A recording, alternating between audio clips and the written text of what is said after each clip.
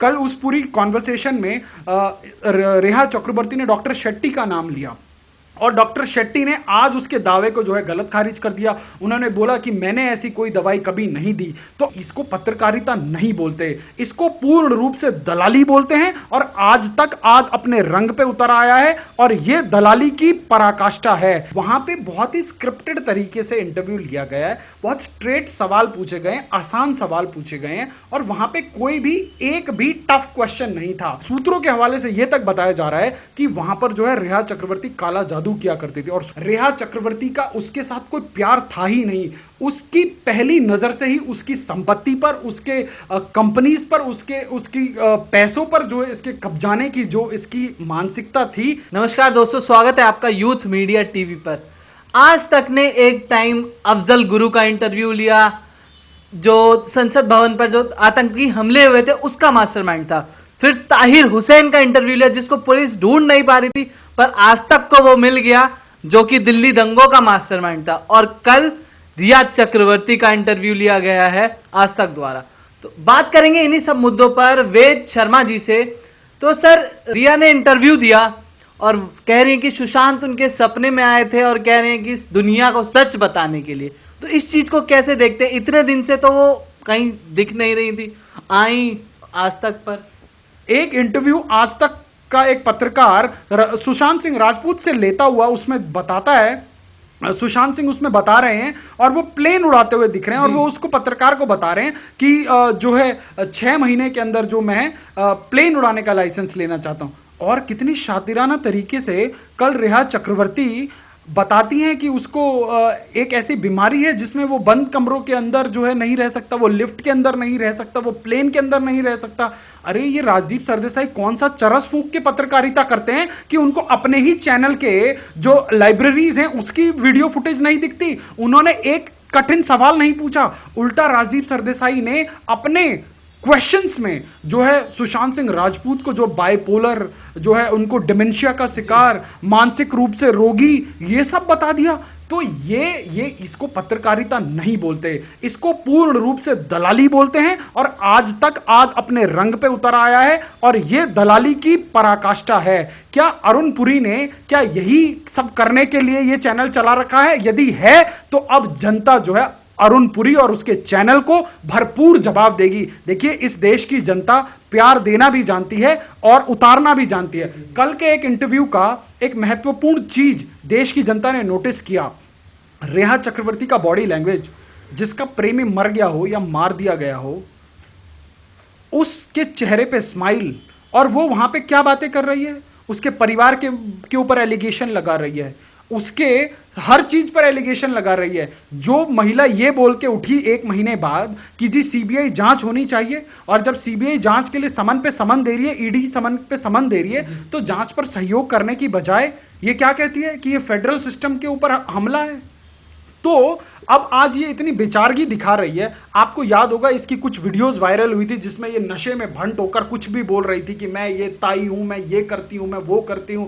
तो आप इसकी मानसिकता का अंदाजा लगाइए कि ये कितनी जहरीली होगी, इसके मन में कितना जहर भरा होगा कि पहले ये इसके नौकर बदलती है, फिर ये उसका घर बदलती है। अपना घर होते हुए जो है सुशांत सिंह राजपूत 4.5 लाख रुपए किराया देके किसी और दूसरे घर में रहने लग जाता है। इसके परिवार से इसका लगभग संपर्क खत्म कर देती है और उसके बाद जो है इसमें इसका पूरा का पूरा परिवार मिला हुआ है। चाहे इसके पिता हों, कूपर हॉस्पिटल में इसके पिता जो एचओडी रहे और वहां पे डॉक्टर चावड़ा को आगे दिखाकर जो पूरी मेडिकेशन किया करते थे वो उसके पिता ही किया करते थे। तो ये तमाम जांचों में खुलासा हो रहा है और अभी सीबीआई और ईडी और जो नारकोटिक्स है वो इनकी जांचों में अभी और 2-4 दिनों के अंदर बहुत चौंकाने वाले खुलासे होंगे। और सबसे बड़ी बात, यूरोप के टूर से वापस आते ही इन लोगों ने एयरपोर्ट के पास किसी एक रिजॉर्ट में लगभग 2 महीने ये लोग वहां रहे हैं और सूत्रों के हवाले से ये तक बताया जा रहा है कि वहां पर जो है रेहा चक्रवर्ती काला जादू किया करती थी। और सूत्र कौन है?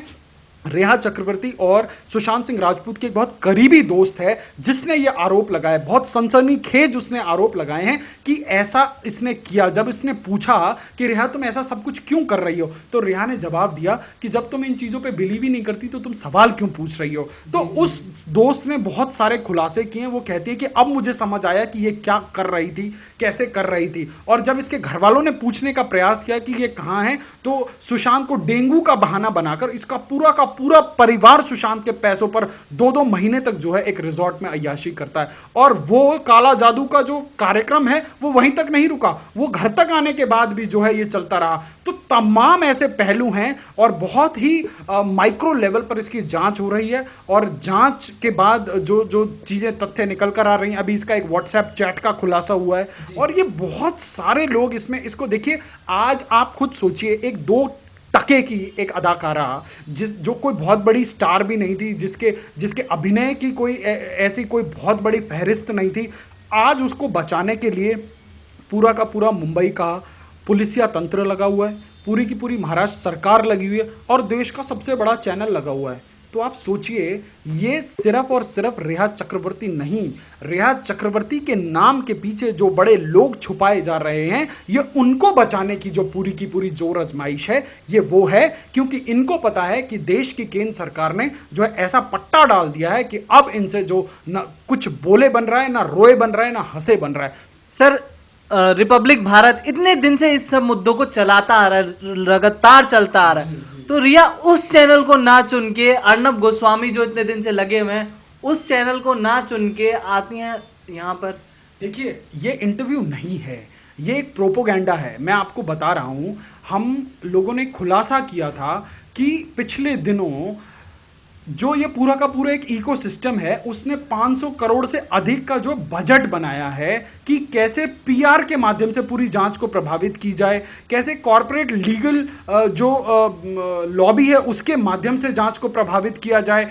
और हमारे आरोपों की पुष्टि टाइम्स नाउ ने की है। टाइम्स नाउ ने 10 अगस्त को एक ट्वीट डाला है और उसने वो पूरी विस्तृत खबर चलाई है कि कैसे रेहा चक्रवर्ती चाहती हैं कि पीआर एजेंसीज उनकी इमेज मेकओवर करने के लिए काम करे, कैसे सोशल मीडिया पर उनके प्रो नैरेटिव सेट किया जाए। तो आज देश के अंदर एक बहुत बड़ा स्ट्रेटजिस्ट है जिसने शिवसेना के लिए इलेक्शनों में काम किया था। माना यह जा रहा है कि उसके माध्यम से पूरा का पूरा ये जो आई वॉश, जो पीआर एक एक्टिविटी की जा रही है, तो ये आज तक ने जो कल जो किया है वो ये उसी की पहली किस्त है। और आज भी उसकी दूसरी किस्त जो है राहुल कंवल अदा कर रहा है।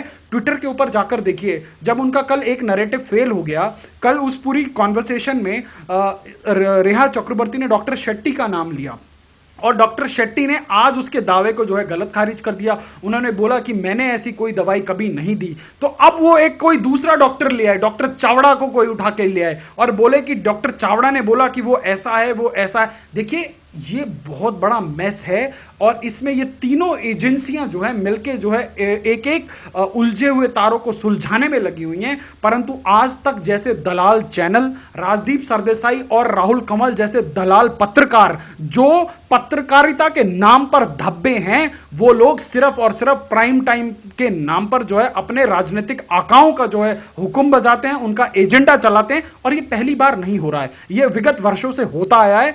चाहे राजदीप सरदेसाई का दाऊद इब्राहिम के बारे में आर्टिकल लिखकर उसको राष्ट्रवादी घोषित करना हो, चाहे 1991 में चाहे मुलायम सिंह का कार सेवकों के ऊपर गोली चलवाने के बाद उसको जो है डिफेंड करना हो, Rajdeep Sardesai has proved his loyalty time and again to his political masters. और आज भी राजदीप सरदेसाई वही कर रहा है। हमारे बड़े बूढ़े कहते थे गधे को धोकर गाय नहीं बनाया जा सकता, तो राजदीप सरदेसाई वही गधा है जिसको गाय नहीं बनाया जा सकता। और जो लोग दलाली करने के लिए बैठे हैं, जिनका धंधा ही दलाली है, जिन्होंने इस देश में 2002 के दंगों को बेचकर करोड़ों का माल कमाया हो, लुटियन के अंदर करोड़ों की संपत्ति कमाई हो, वो लोग दलाली के अलावा कुछ कर ही नहीं सकते। तो वो लोग आज फिर अपने आप को जो है एक्सपोज कर रहे हैं और देश की जनता उन लोगों को बहुत अच्छे से पहचान रही है। और इस सबसे तेज चलने वाले चैनल का पर्दाफाश हो गया। जनता ने जितना प्यार दिया उतना ही जल्दी नीचे उतार सकती है। जी, सिद्धार्थ पिठानी ने पूछताछ में बताया था कि रिया ने घर से जाने से पहले वहां पर पेन ड्राइव,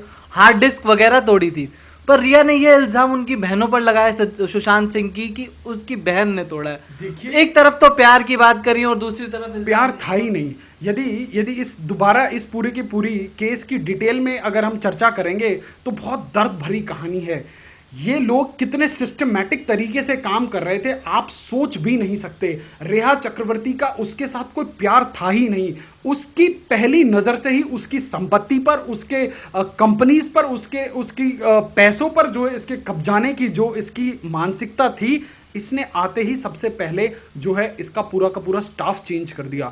ये जो दीपेश सावंत हैं, चाहे वो सिद्धार्थ पिठानी हैं, चाहे इसके जितने भी काम करने वाले, ये जो चाहे सैमुअल मिरांडा है, ये सारे लोग इसी के प्लांटेड लोग हैं। तो इसकी मनस्थिति यही थी कि if I am not around something should be keeping an I on him, कि ये कहाँ बात कर रहा है, किससे बात कर रहा है। अभी ये बात कर रही थी उसी इंटरव्यू में यूरोप वाले टूर की।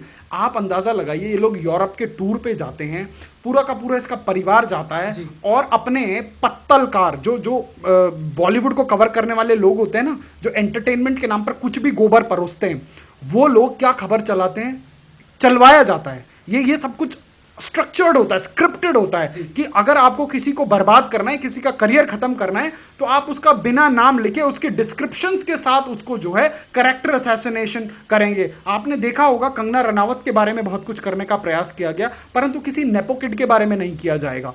सर, ड्रग्स की बात जैसी आई कि रिया ड्रग्स लेती हैं, ड्रग्स बेचने में उनका नाम आया, तो रिया तुरंत सफाई देने आ जाती है न्यूज़ चैनल्स पर और इंटरव्यू भी ले रहे हैं लोग उनका। देखिए, यही तो हिपोक्रेसी है। उस आपने पूरे इंटरव्यू का बॉडी लैंग्वेज समझिए, उस पूरे इंटरव्यू का आशय समझिए। वहाँ पे बहुत ही स्क्रिप्टेड तरीके से इंटरव्यू लिया गया है, बहुत स्ट्रेट सवाल पूछे गए हैं, आसान सवाल पूछे गए हैं, और वहाँ पे कोई भी एक भी टफ क्वेश्चन नहीं था कि मानो कि राजदीप सरदेसाई पहले ही ये फर्ज कर चुके हों कि रेहा तो आप बिल्कुल सती सावित्री हैं और आपको जो है फंसाने का प्रयास किया जा रहा है। तो ये पूरी की पूरी कवायद में आज तक खुद एक्सपोज हो गया है। तो जो आज तक के मालिक लोग हैं, उन लोगों को भी ये समझ नहीं आ रहा कि क्रांतिकारी पत्रकारिता करने की आड़ में हम लोगों ने कौन सा उड़ता तीर ले लिया कि अब जो है ये हमें कब तक दर्द देगा। तो ये जो खुद को एक्सपोज करने की जो रवायत हो गई है आज तक पर, यह निश्चित रूप से क्रांतिकारी है और ये जो है ये एक टीस की तरह आज तक को अब चुभती रहेगी। जी, रिया ने इंटरव्यू में ये भी कहा है कि उनका अब सुसाइड करने का वो माइंड में आ रहा है उनके, तो उनका कहना है कि क्या मीडिया इस चीज़ की जिम्मेदारी लेगी? देखिए, सुसाइड वो लोग करते हैं, ठीक है, जिसकी मानसिकता ही विषैली हो। जिसने खुद ने औरों को मारा, वो कैसे सुसाइड करेगा?